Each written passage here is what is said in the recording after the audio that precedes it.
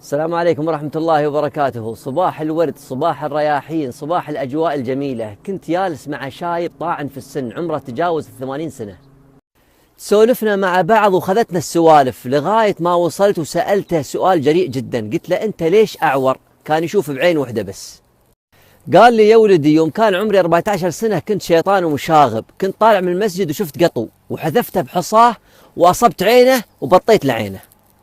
يقولوا كان إمام المسجد وراي وشاف المنظر وقال لي يا ولدي فلان، اسم الشخص هذا الشايب، شوف اللي سويته بالقطو الله ما راح يترك وراح يصير فيك. قال لي يا ولدي والله بعد 35 سنة دعمتني شاحنة وطرت يقول وما استقريت إلا والحديدة هذه في عيني وخابقة عيني، ومن يومها وأنا أعور. القصة الثانية، شخص في الدوام سبحان الله كان يداوم عندي، كان معثور ودائما أحواله سيئة وما يطلع من مصيبة إلا ويطيح في مصيبة أكبر منها. سبحان الله من كثر مشاكله ومن كثر مصايبه لفت انتباهي، اضطريت أسأله قلت له يا أخي أنت معثور لمتى؟ متى الله بيفرجها عليك؟ قال لي يا عبد الرحمن أنا ما راح ينصلح حالي وراح أظل معثور وراح تجيني المصايب وتظل تجيني لغاية ما أموت. قلت له ليش؟ قال أنا بقول لك ليش.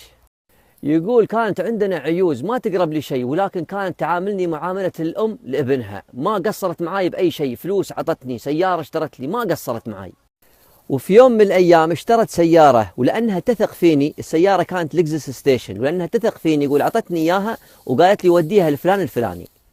يقول للأسف الشديد ما وديتها، وإنما أخذتها وبعتها لشخص صاحب خردة وصاحب سكراب وأخذت فلوسها وطنشت لها. ظلت تتصل فيني وأنا ما أرد عليها نهائيا لغاية ما اشتكت للشرطة ويابوني في مخفر الشرطة ويابوها. طبعا أنا أنكرت وقلت إنها هي ما أعطتني شيء، وهي ظلت تسألني السؤال تقول لي ليش سويت كذي يا ولدي ليش؟ وأنا ما عندي إجابة وساكت. طبعا هي في النهاية تنازلت عن كل شيء ولفت علي وقالت لي أنا ما قصرت معاك بشيء يا ولدي، ولكن روح الله لا يوفق لا في دنيا ولا في آخرة. قال لي يا عبد الرحمن والله من يوم هالمصايب تنصب علي صب، أهلي طردوني من البيت، زوجتي طلبت مني الطلاق، أدمنت على شرب الخمر، الحوالي المادية من أسوأ لأسوأ.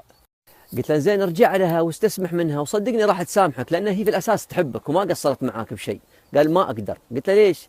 قال لأنها ماتت. شاب كان يدرس في الخارج وأصيب بحالة ملل، طلب من الجامعة إجازة يبي يرتاح ما عطوه، اضطر يكذب كذبة فيها مكر وخبث. قال لهم أبوي مات، وأبوه مو ميت، أبوه حي يرزق في البلاد، ولكن قال لهم أبوي مات ولازم أرجع عشان أحضر مراسم العزاء. كل الطلاب في الجامعة تعاطفوا معاه بما فيهم طاقم التعليم، مو بكذي وبس، لا وصلوا على أبوه صلاة الغائب. مو بهني المشكلة أنه هو صلى فيهم إمام. والمصيبة اللي أعظم من كذي أخذ الإجازة هذه الأسبوع وليته رجع عند أهله. للأسف الشديد سافر دولة آسيوية وتمتع فيها هناك. بعد 27 سنة من هذه الحادثة تزوج الطالب طبعا وسافر مع زوجته رحلة سياحية خارج الدولة، وأثناء ما هو خارج الدولة تلقى خبر وفاة أبوه. حاول يرجع بأي طريقة ما وجد له أي رحلة ترجعه لبلاده. توفي أبوه ودفنوه وحضرت الناس مراسم العزاء وولده محروم خارج الدولة. البر لا يبلى والذنب لا ينسى والديان لا يموت، اعمل ما شئت كما تدين وتدان. طبعا هذه القصص اللي أنا أذكرها ليست من باب الأخبار، وإنما هي رسالة لكل شاب وشابة. إذا حبيت في يوم من الأيام أنك أنت تقوم بعمل تجد فيه أن فيه حمق وفيه سفه، أنصحك لا تسويها، لأنها ممكن تكون سبب لدمار حياتك طول عمرك. تحملوا وانتبهوا.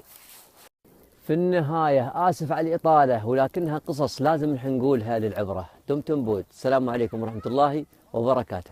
أصير أحسن بما إني نويت وعزمت وخطيت بكمل ما بديت، ماني خايف ولاني واقف، أنا ماشي وقلبي شايف، التحدي أتواح عندي حتى لو بصعب وأقسى مواقف.